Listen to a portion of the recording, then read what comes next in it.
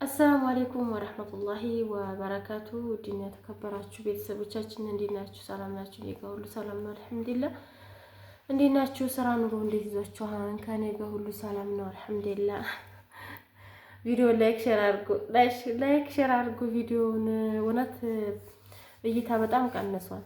በጣም ስለቀነሰ እይታ ለተስፋ መቁረጡ ላይ እየሄድኩ ነው ማለት ነው። ለምን ትንሽ የሆነ የሚያበረታታ ነገር የለም። እኔ ደግሞ ምን ልባላችሁ ጨንቆኛል። እና እስኪ ሰብስክራይብ አድርጉ፣ ላይክ አድርጉ። ደግሞ ቪዲዮ ስትሰሪ አይንሽን ለምንድን ነው ወዲያ ወዲህ የምታደርጊው አላችሁኝ። እኔ ራሱ ቪዲዮውን እያየሁ ሳያወራ ማለት ነው በቃ በጣም ነው እንትን የሚለኝ ማለት የሆነ አላ አይደለ ብቻውን የሚያወራ ሰው እንደዛ ነው የሚመስለኝና ለዛ ነው አንዴ ወዲህ እኔን ላለማየት ነው ቪዲዮ ላይ ማለት ነው። እና እንዴት ናችሁ? በተረፈ በያላችሁበት የአላህ ሱብሃነሁ ወተዓላ ጥበቃ ይለያችሁ። ዛሬ እንግዲህ ትናንት ባልኳችሁ መሰረት ዛሬ አጎቴን ይዤው ሂጄ ነበረ ወልዲያ እና ለማሳከም ይዘን ሄደን ነበረ እኔና እህቴ። እንግዲህ ምን አሉን ሕክምናውስ ይሰራል አይሰራም ምን እንዲያሉት ዶክተሮቹ አብረን የምናየው ይሆናል። እናንተ እስከዛ ቪዲዮ ላይክ ሼር እያደረጋችሁ አብራችሁን ቆዩ ማለት ነው። በነገራችን ላይ በየተለያየ ቦታ የምትኖሩ እህት ወንድሞቼ አንድ የምላችሁ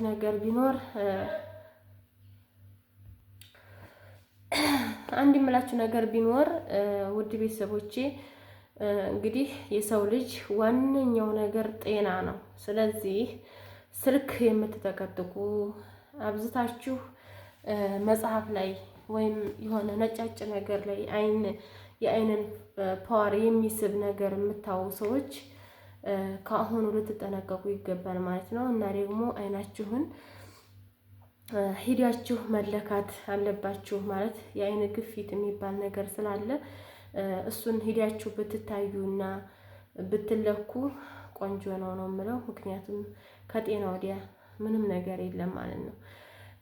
ከዘገያችሁ በኋላ ምንም ያህል ገንዘብ ቢኖራችሁ ጤና አይመለስም። ጤና የሚመለሰው መጀመሪያ የጤና ጎዶሎ ሳይመጣ መንከባከብ ነው። ከመጣ በኋላ ደግሞ መከታተል ነው። ስለዚህ እንግዲህ ውድ እህቶቼ እና ወንድሞቼ በያላችሁበት እና በየምትኖሩበት አካባቢ እየሄዳችሁ አይናችሁን መለካት እንደገና ደግሞ አይናችሁን የሚጎዳ ነገር መቀነስ አለባችሁ ማለት ነው። አሁን አጎቴ የተባለው እንግዲህ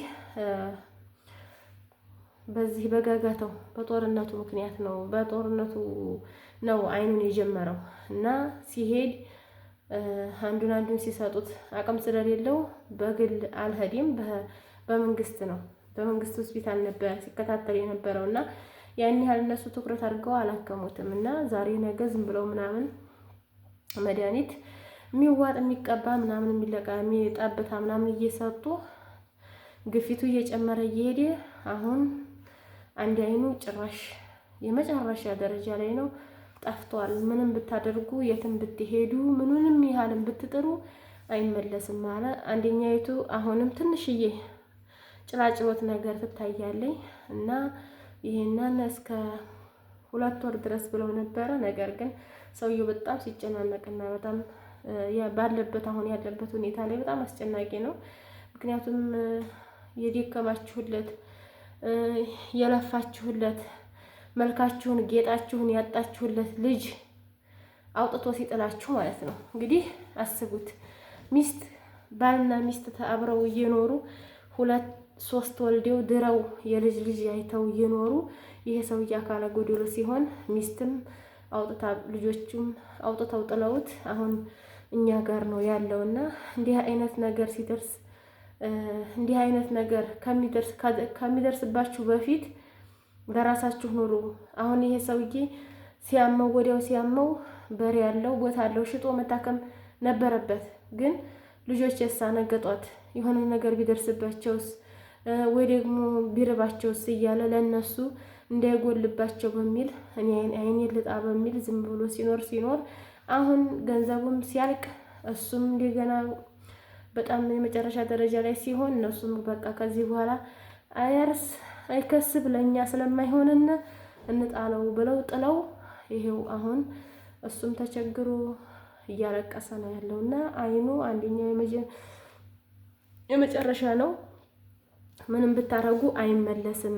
አንደኛውን ደግሞ ያው እስከ ሰኔ 13 ድረስ የሚቀባ የሆነ ጠብታ ነገር ሰጥተውታል። እሱን እየተጠቀመ ሰኔ 13 ድረስ የሚዋጥም ካኒን አለው። እሱን ተጠቅሞ ይምጣ። የዛኔ መሰራት አለመሰራቱን እንግዲህ የምንነግረው የዛኔ ነው አለ። እሱ ደግሞ በጣም ጓጉቶ ነበረ። ምክንያቱም አንደኛ ከሰው ላይ ስለሆነ ይጨንቀዋል ማለት በጣም ይጨናነቃል። ከሰው ላይ ተቀምጬ ይላል። ገና ወጣት ነው።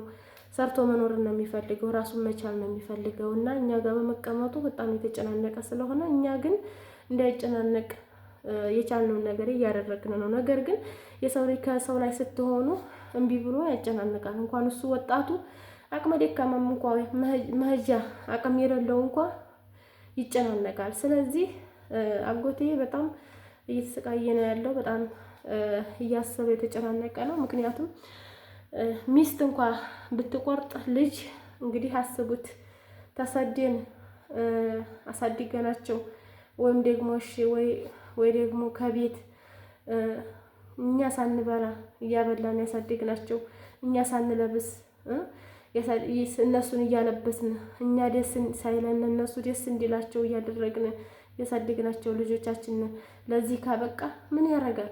ምንም አያደርግም። ስለዚህ ለራሳችሁ መጀመሪያ ቀድማችሁ ለራሳችሁ ኑሩ። ከራስ በላይ ሰማይ ነውና ለልጅ ብላችሁ፣ ለቤተሰብ ብላችሁ፣ ለሚስት ለባል ብላችሁ አትጎዱ። በነገራችን ላይ ይሄ ሁሉም ሰው ላይ አይደለም። አሁን አካለ ጎደሎ ሆነው ተጠዋውረው የሚቀባበሩ አሉ። ነገር ግን ከ95ቱ 5% ነው እንጂ ያን ያህል ሁሉም ነው ማለት አይቻልም። ስለዚህ እንዲህ አይነት ደግሞ ሲያጋጥም በጣም ከባድ ነው፣ ስሜቱ በጣም ከባድ ነው። ምክንያቱም በቤቱ በሀገሩ በጎረቤቱ ተጠልቶ ተባሮ ሌላ ሀገር ላይ እንደገና ከማያውቀው እስከዛሬ ድረስ ተጠያውቀው ከማያውቀው ቦታ ላይ እንደዚህ አይነት ነገር ሲያጋጥም ከባድ ነው እና እህት ወንድሞቼ ጤናችሁን ራሳችሁን ውደዱ። ራሳችሁ ለራሳችሁ ኑሩ መጀመሪያ። ከዛ በኋላ እንግዲህ አቅማችሁ ከፈቀደ ለልጅም ለቤተሰብም መኖር ይቻላል ማለት ነው። ግን መጀመሪያ መኖር ያለባችሁ ለራሳችሁ ነው። አሁን እኔ በቃ ትምህርት ወስጃለሁኝ ከሱ ማለት ነው። ምክንያቱም ልጅም አያዋጣ፣ ሚስትም ባልም አያዋጣ።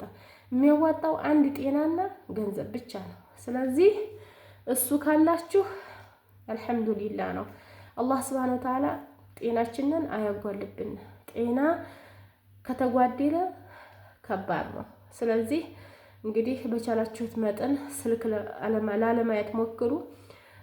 እንደገና ደግሞ በየጊዜው እየሄዳችሁ በተለይ ራስ ምታት የሚያማችሁ፣ አንዳንድ ጊዜ ደግሞ የአይናችን ፓወር በጣም የተለያየ ባህሪ ያለውና እሱን በሚሰማችሁ ጊዜ እየሄዳችሁ ብትለኩ አሪፍ ነው ማለት ነው። እህቴ አሁን ግማሽ እንትን ሀጥቁሩ ደርሷል። ስብ ሞራ የሚባል አለባት እና በጣም ዛሬ ሲያስፈራራ፣ በጣም ቆይታችሁበታል።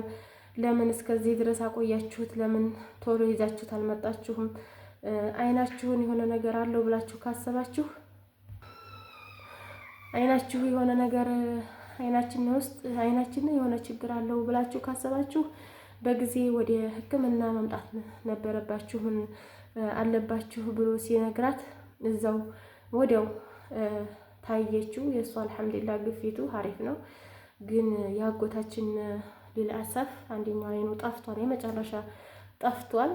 አንደኛይቱ ናት እንግዲህ ተስፋ ያለችና ዱአ አድርጉለት። እንግዲህ ተስፋ ኑሮት እንግዲህ አላህ ሱብሓነሁ ወተዓላ አንደኛውን ከፍቶለት በአንደኛው እንዲኖር ማለት ነው። የሰው ልጅ ሞት በጣም ቀላል ነው።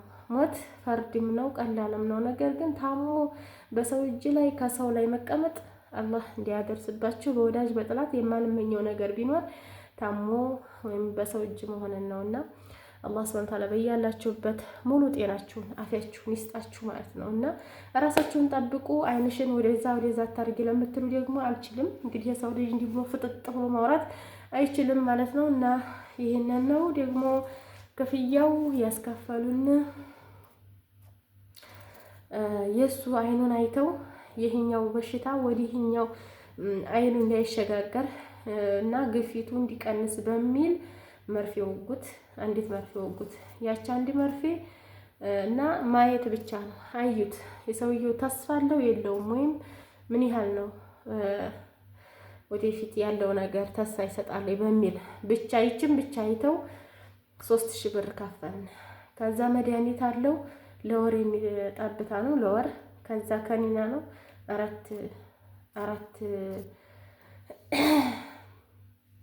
አራት እሽግ ነው። እሱን በ2000 ብር ገዛ ማለት ነው። በአጠቃላይ 5000 ብር ነው የከፈልነው እና 5000 ብር ተከፍሎ እንግዲህ ገና ወደፊት የዛሬ ወር ሲመጣ የሚሰራ ከሆነ ገና ክፍያ አለው ማለት ነው። በአንድ አይን 6000 ብር ነው የሚያስከፍሉት። ስለዚህ ይሄም ሁላ ክፍያ አለ እና በዘገየን ቁጥር በሽታውም እየባሰ እንደገና ደግሞ ወጩም እየበዛ ነው የሚሄደውና በየጊዜው አይናችሁን ቸክ መደረግ ግድ ነው። አላህ ይጠብቃችሁና ይሄን ይመስላል። አጎቴ በጣም አሳዛኝ ሁኔታ ነው። እኔ አጎቴም ስለሆነ ቤተሰብም ስለሆነ ያን ያህል ግልጽ አድርጌ አላወራኋችሁም። እንደማወራው ቀለል ያለ አይደለም። ነገር ግን ምንም ቢሆን አጎት ነው። እንግዲህ እነሱ ጣሉት ብለን እኛ አንጥልም። እንግዲህ እስከ መጨረሻ ድረስ ምን እንደሚሉት ባናቅም ግን ያው መጨረሻ ድረስ እንጓዛለን ብዬ አስባለሁኝ። እናንተ ግን ቪዲዮ ላይክ፣ ሼር እያደረጋችሁ ተባበሩኝ። በነገራችን ላይ እይታ ስለሌለ ብር እየቆጠረልኝ አይደለም፣ ግን ያው መቼም መቸካቸክም ይሆናል።